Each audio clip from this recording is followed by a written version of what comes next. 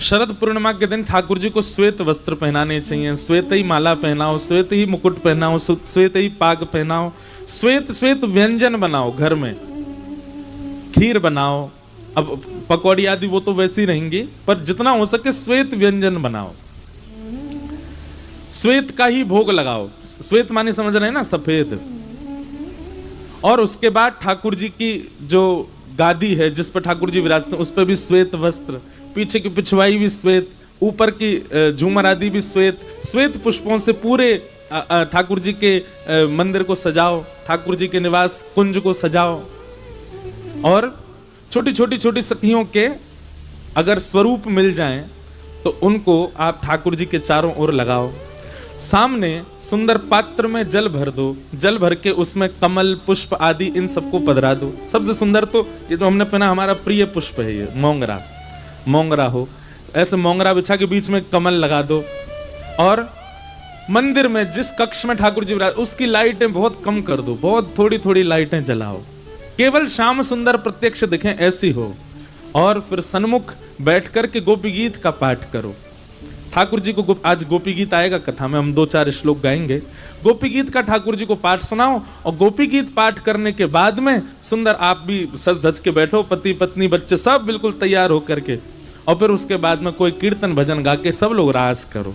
ऐसा भाव करो कि ठाकुर जी हमारे संग नाच रहे हैं, ठाकुर जी के आगे नृत्य करो। नृत्य करके ठाकुर जी के सन्मुख रास पंचाध्याय तक, अगर भागवत जी घर में हैं तो रास पंचाध्यायी खोल के ठाकुर जी के आगे रख दो।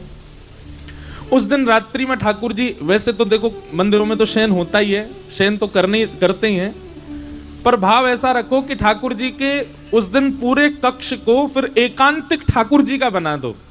उसमें ऐसी ऐसी व्यवस्थाएं कर दो, प्रसाद रखो, जल रखो, सुंदर सखियों को विराजमान कर दो। ठाकुर जी से निवेदन करो, लाल जी अब रास करो, हम सब जा रहे हैं। फिर अपना सब करके ठाकुर जी को शयन मत कराओ। वैसे कराना चाहो तो करा भी सकते हो, पर एक भाव है ठाकुर जी को शयन ना करा के अब ठाकुर जी को रास बिहार के लिए प्रस्थान करने दो।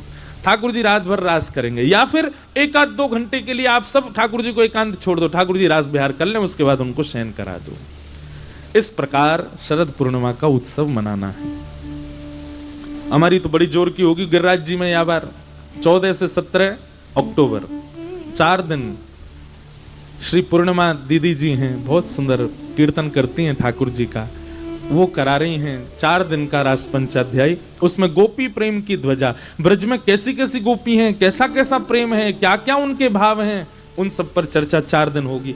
3 दिन कथा तो होगी 4 से 7, पर 17 तारीख को शरद पूर्णिमा वाले दिन कथा होगी रात्रि 11 से 1-2 बजे तक, और वो भी पंडाल में नहीं होगी। 3 दिन कथा पंडाल में होगी, 3 दिन बाद फिर 2 किलोमीटर दूर जाएंगे गिरिराज जी की तलेटी, बिल्कुल गिरिराज जी के नीचे बैठ के खुले आकाश में, केवल 2 लाइट व्यास जी पे होंगी, बाकी सब अंधेरे में गुप्त। जितने श्रोता आएंगे, बहुत श्रोता आएंगे उसमें, सब बिल्कुल अंधेरे में बैठेंगे। आकाश से शरद पूर्णिमा के चंद्रमा प्रकाशित करेंगे, उसी के प्रकाश में सब लोग बैठ करके गोपी गीत का पाठ करेंगे, रास पंचाध्याय, रास बिहार होगा।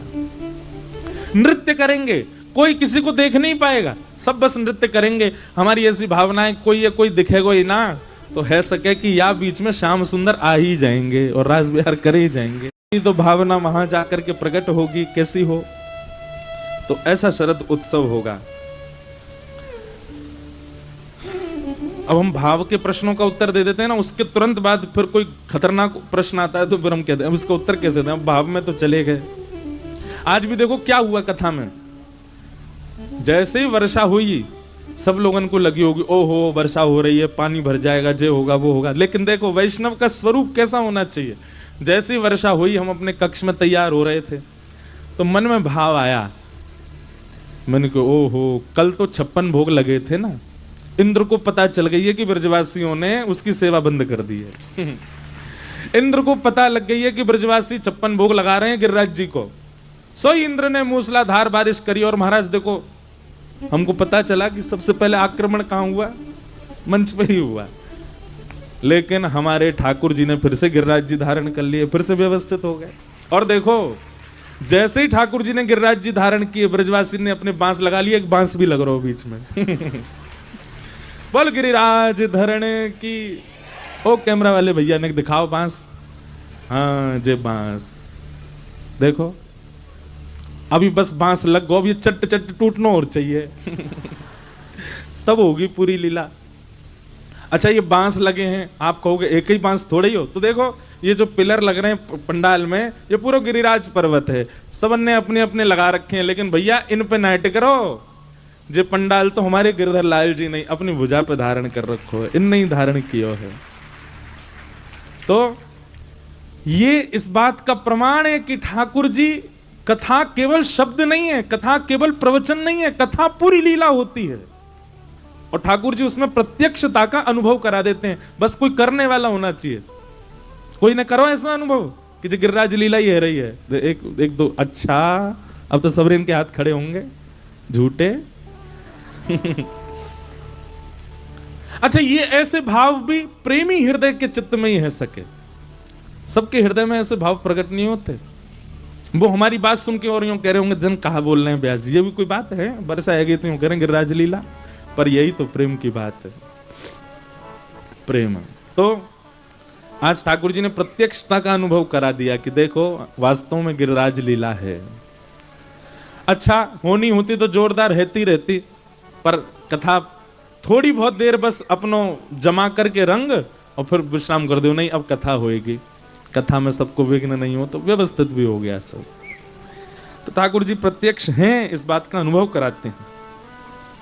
किन्हीं का यह प्रश्न है, अगर कोई दुर्घटना या कोई निश्चित कार्य होनी है तो फिर अनहोनी क्या है? भैया देखो, आपका ऐसा भाव है होई सोई जो राम रची राखा, राम जी ने पहले से ही रचा हुआ है सबके जीवन में क्या होना है क्या नहीं होना, तो फिर अनहोनी क्यों कहते हैं? हम सब कुछ तो होना ही है। ये हम कहते हैं, हम आपस में सामाजिक वार्तालाप में कहते हैं ओहो ये तो अनहोनी है, पर वो अनहोनी नहीं है, वो होना ही था हमारे साथ में, वो होगा ही हमारे साथ में, ईश्वर द्वारा निर्धारित है होनी। अच्छा एक बात और सुनिएगा, मैं एक बात कथा में कहा करता हूं कि ठाकुर जी हमारी एक एक क्षण की क्रिया पर ध्यान नहीं देते। एक हमने बात बोली बहुत वायरल भी होती है वो, कि इतना बड़ा ब्रह्मांड है, ठाकुर जी हम पर ध्यान दे के थोड़ी बैठे होंगे, अब इसको मुझे गिराना है, अब इसको मुझे खड़ा करना है, अब इसको खांसी होनी चाहिए, अब इसकी पत्नी इससे रूठेगी, इसके बच्चे इसके विपरीत। अच्छा भगवान पर और कोई काम नहीं है, पूरे दिन हम पे ही देखते रहेंगे? तो क्या करते हैं ठाकुर जी? ठाकुर जी व्यवस्था पूरी कर देते हैं। जैसे कि आपने बाजार से सब्जी ले आए, मसाले ले आए, व्यंजन ले आए, ला करके माता को घर में दे दिए, माता जी को घिया आ गया, तोरई आ गई, टमाटर आ गए, आलू आ गए, भिंडी आ गई, ये मसाले लाल मिर्च आ गई, धनिया आ गया, आदि आदि जो भी होता है सब आपने ले जा करके दे दिया। सामग्री देना आपका काम था। अब सब्जी कैसे बनेगी कैसी नहीं बनेगी ये मां के हाथ में है। ठीक वैसे ही ठाकुर जी हमको व्यवस्था दे देते हैं, धन दे दिया, बुद्धि दे दी, नेत्र दे दी, नाक दे दी, जीव दे दी, हाथ दे दिए, पैर दे दिए, स्वभाव दे दिया, गुण अवगुण दोनों हमारे सामने कर दिए। अब उस पर क्या करना है क्या बनाना है ये हमारे ऊपर निर्भर है। ठाकुर जी व्यवस्था करते हैं, भैया बालकों बैठ जाओ, बैठ जाओ, छोटी सी लाली है वह बाहर घुमा लाओ, जाओ। समझ में आई बात? भगवान ने पुलस्त ऋषि के खानदान में भेजा किसको? रावण को। पुलस्त ऋषि सामान्य नहीं थे, देवता भी नतमस्तक रहते थे पुलस्त ऋषि के आगे। ब्राह्मण कुल में भेजा, सारस्वत वंशी ब्राह्मण था रावण। करोड़ों की, खरबों की, अरबों की संपत्ति का उसको स्वामी बना दिया, सोने की लंका में रहता था, मंदोदरी जैसी सुपात्र पत्नी दे दी। लोगों को एक सिर मिलते हैं, उसको 10 सिर दे दे। व्यवस्थाओं में कोई कमी नहीं छोड़ी भगवान ने रावण की में, लेकिन उन व्यवस्थाओं का दुरुपयोग किया। तो उस दुरुपयोग का परिणाम आज भी लाखों वर्षों से रावण का पुतला जलता है दशहरा मैदान में। ठाकुर जी व्यवस्था दे देते हैं, ठाकुर जी आपको सब कुछ आपके सामने धर देते हैं। अब ये है, इतना है, किसी को सीमित देते हैं, किसी को ज्यादा देते हैं। अब इस पर तुम क्या बना सकते हो ये तुम्हारे ऊपर है। समझ में आई बात? ऐसा है। तो इसलिए अनहोनी कुछ नहीं है, सब होना ही है। हमारी भाषा में अनहोनी शब्द होता है। फिर ये प्रश्न है, अब ये हमको समझ में कम आया, इसको बाद में बोलेंगे। फिर किसी का भाव है कि अंतर्मुखी कैसे बने। अंतर्मुखी कैसे बने? हम अपने छोटे से छोटा और बड़े से बड़ा अनुभव भी अपने शरीर के सबसे करीबी संबंधी को भी ना बताएं, ऐसा कैसे हो? आप बाहिर्मुखी कब होते हो? जब आपके अंदर यह भाव होता है कि आप कुछ हो, आप में कोई गुण है, इसलिए आप बाह्यमुखी होते हो। सदैव यह मानना कि जो भी मेरे पास है, जैसा भी मैं हूं, जो भी कुछ है, ये सब ठाकुर जी की कृपा से है, आप अपने आप अंतर्मुखी हो जाओगे। और दूसरी बात, जब आपकी संगत जो होती है, जिनके पास आप उठते बैठते खाते पीते हो, जब वे शुद्ध होते हैं, वे पवित्र होते हैं, वे सत्संगी होते हैं, तो उनके मध्य बैठने से अंतर्मुखिता आती चली जाती है। समझ में आई बात? आप बाहिर्मुखी क्यों हो? कुछ भी करने के बाद तुरंत गा देते हो, ये मैंने किया, ये तो ऐसे हुआ, मैंने किया, मैं तो ऐसा हूं, मैं तो। एक तो ये मैं शब्द सबसे गंदा शब्द है। हम कथा में कहा करते हैं, सतयुग का राक्षस, उसका नाम है हिरण्यकश्यप। नाम कितना बड़ा। त्रेता में नाम राक्षस का थोड़ा छोटा हो गया, क्या? रावण, 3 अक्षर का। द्वापर में राक्षस का नाम और छोटा हो गया, कंस, 2 शब्द का। कलयुग में और छोटा हो गया, 1 अक्षर का, क्या? मैं। ये मैं पना निकालिए अपने अंदर से। और एक बात सुनिए, जो नाम जप करते हैं, उर्दपुंड लगाते हैं, कंठी पहनते हैं, वैष्णव भेष में रहते हैं, वृंदावन आते जाते रहते हैं, उनमें तो मैं पना होना ही नहीं चाहिए। मैं नहीं, हम कुछ नहीं कर रहे हैं, सब ठाकुर जी की कृपा से। मैं नहीं, मेरा नहीं, यह तन किसी का है दिया, जो भी अपने पास है वह धन किसी का है दिया। देने वाले ने दिया, वह भी दिया किस शान से, मेरा है यह लेने वाला कह उठा अभिमान से, पर मैं मेरा यह कहने वाला मन किसी का है दिया। मैं नहीं, मेरा नहीं, यह तन किसी का है दिया। हम एक बात कहते हैं, समझ में किसी को नहीं आई, ताली सबने बजाई। आई समझ में? सुना दो चलो हमको। सुनो अब एक बात, आप बाहिर्मुखी क्यों हो? क्योंकि आप खुद को कुछ समझते हो। मैं कुछ हूं, 30 मार खाऊं मैं। तो फिर एक काम कीजिए, आज ही अपने शरीर को आज्ञा कीजिए, ए शरीर, तुझको मैंने इतना घी खिलाया, तुझको मैंने, कौन सा हलवाई, ठग्गू हलवाई है कानपुर का, ऐसा कोई सगा नहीं जिसको हमने, बस सारे कानपुर वाले ही तो ऐसे नहीं है। हमने तुझको उसके लड्डू खिलाए, तेने जब जो मांगा वो सब हमने तुझको दिया। ए शरीर, इतने वर्षों से हम तेरी सेवा कर रहे हैं, अब इसके बदले तू हमको ये दे, हम जो कहें तू वो कर। कल से तेरी दाढ़ी नहीं निकलनी चाहिए, तू बिल्कुल सुंदर बना रहे।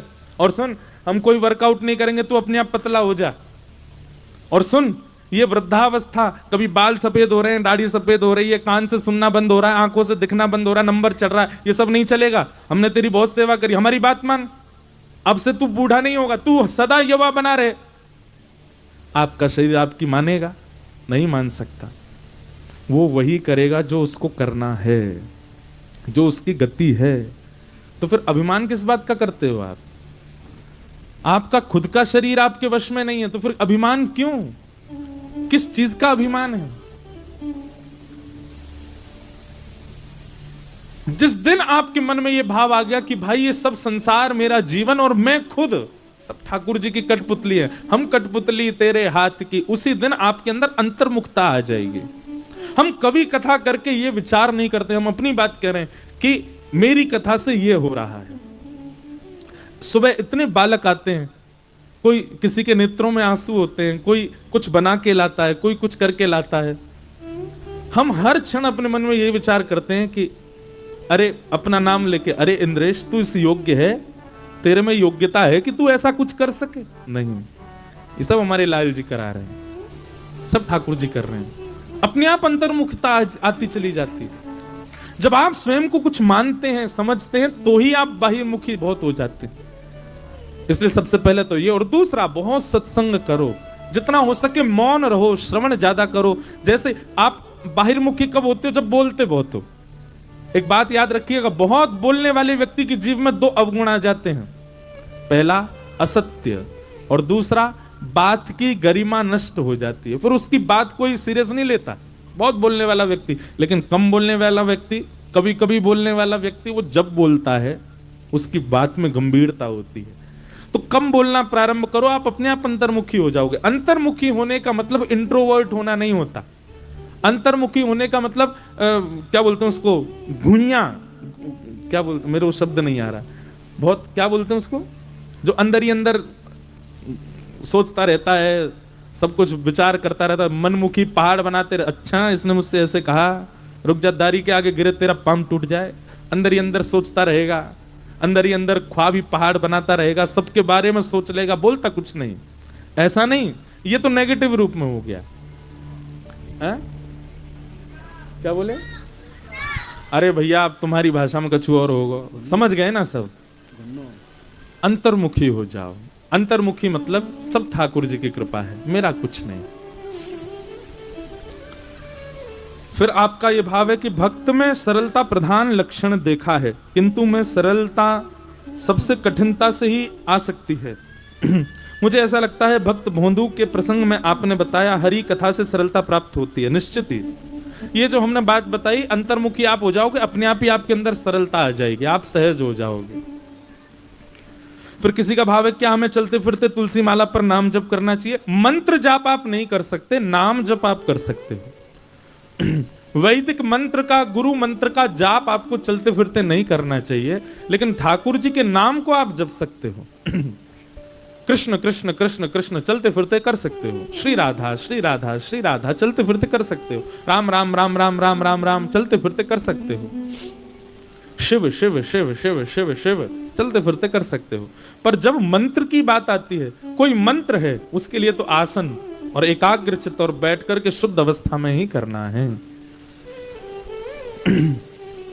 फिर आपका भाव है कि नाम में सीताराम जप करते हैं, सियाराम जी को माता पिता मानते हैं, और ठाकुर जी को, ठाकुरानी जी को प्रिया प्रियतम को सखा भाव से मानते हैं। आपको ये भय है कि सखा सखी के रूप में मानने वाले प्रिया प्रियतम के प्रति ज्यादा लगाव हो रहा है तो कहीं माता पिता को छोड़ तो नहीं देंगे? ऐसा नहीं। हमारे मित्र बन जाते हैं तो क्या हम माता पिता को छोड़ देते हैं? हमारा विवाह हो जाता है, पत्नी या पति आ जाए तो क्या हम माता पिता को त्याग देते हैं? नहीं।